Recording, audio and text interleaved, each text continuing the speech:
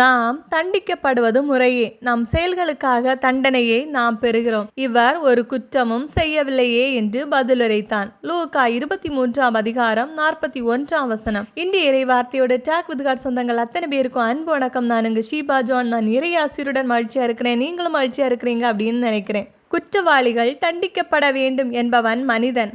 ஆம், அன்று குற்றவாளிகளுக்கு தண்டனை கிடைப்பது உறுதி என்று தெரிந்தும் குற்றம் செய்து தன் தண்டனையை ஏற்று பெறுபவன் ஒருவரை பார்த்து இவர் ஒரு குற்றமும் செய்யவில்லையே என்று பதிலுரைத்தால் அவர் எப்படிப்பட்ட தூயவராக இருந்திருப்பார் என்று சற்று சிந்தித்து பாருங்கள். ஆம், இறைமகன் இயேசுவுக்கே இந்த நிலை என்றால் நம் நிலைமை எப்படிப்பட்டதாய் இருக்கும்? சற்று சிந்திப்போம். திருவிவிலியம் எழுதுதல் நாள் 108, எண்ணிக்கை 6 அதிகாரம் எழுதி முடிச்சாச்சு. நாசீர் விதிகள், குருத்துவ ஆசிமொழிகள் என 2 தலைப்புகளிலே அதிகாரம் முழுவதும் கொடுக்கப்பட்டுள்ளது. சற்றலசுவோம் வாருங்கள். ஆண்டவர் மோசேயிடம் கூறியது, இஸ்ரேல் மக்களிடம் சொல், ஓர் ஆணோ பெண்ணோ தன்னை ஆண்டவருக்கு தனிப்படுத்தி சிறப்பான பொருத்தனையான நாசீர் பொருத்தனை செய்து ஆண்டவருக்கு தன்னை அர்ப்பணித்தால் திராட்சை ரசம் மது ஆகியவற்றை அவன் விலக்க வேண்டும். திராட்சை ரசம் மது ஆகியவற்றின் காடியை அருந்தக்கூடாது. திராட்சை பழ சாற்றை குடிக்க கூடாது. திராட்சை பழங்களையோ வற்றலையோ உண்ணவும் கூடாது. பொருத்தனை காலம் முழுதும் திராட்சை கொடியிலிருந்து கிடைக்கும் எதையும் விதைகள் தோள்களை கூட அவன் உண்ணக்கூடாது. அர்ப்பணம் செய்து கொண்ட பொருத்தனை காலம் முழுவதும் சவர கத்தி அவன் தலையில் படக்கூடாது. ஆண்டவருக்காக தன்னை அர்ப்பணித்து கொண்ட காலம் முடியும் மட்டும் அவன் தூய்மையுடன் இருப்பான். அவன் தன் தலைமுடியை நீளமாக வளர விடுவான். ஆண்டவருக்கென்று தன்னை அர்ப்பணித்து கொண்ட காலம் முழுதும் பிணத்தருகே அவன் போகக்கூடாது. தன் தந்தை, தாய், சகோதரன், சகோதரி இறந்தால் கூட அவர்களுக்காக தன்னை தீட்டுப்படுத்தக்கூடாது. ஏனெனில் கடவுளுக்கு தன்னை அர்ப்பணித்து கொண்டதின் அடையாளம் அவன் தலையில் இருக்கிறது. அர்ப்பண காலம் முழுதும் அவன் ஆண்டவருக்கு தூய்மையாக இருப்பான். எவரேனும் திடீரென அவன் அருகே இறந்து புனிதப்படுத்தப்பட்ட அவன் தலையை தீட்டுப்படுத்தினால் தூய்மைப்படுத்தும் நாளில் அவன் தன் தலையை சிரைத்து கொள்ள வேண்டும். 7ஆம் நாளில் அவன் அதை சிரைத்து கொள்வான். 8ஆம் நாளில் அவன் 2 காட்டுப்புறாக்களையோ 2 மாடப்புறா குஞ்சுகளையோ சந்திப்பு கூடார நுழைவாயிலுக்கு குருவிடம் கொண்டு வர வேண்டும். குரு ஒன்றை பாவம் போக்கும் பலியாகவும் மற்றதை எரிபலியாகவும் ஒப்பு கொடுப்பான். பிணத்தை முன்னிட்டு அவன் பாவம் செய்துள்ளதால் அவனுக்காக கரை நீக்கம் செய்வான். அதே நாளில் அவன் தலையையும் புனிதப்படுத்துவார். அவன் பொருத்தனை செய்த காலத்திற்காக மீண்டும் தன்னை ஆண்டவருக்கு அர்ப்பணிப்பான். குற்றம் நீக்க பலிக்காக ஓராண்டு ஆட்டுக்கிடாய் ஒன்றை கொண்டு வருவான். அவன் அர்ப்பண நிலை தீட்டுப்பட்டதால் கடந்துவிட்ட காலம் கணக்கில் வராது.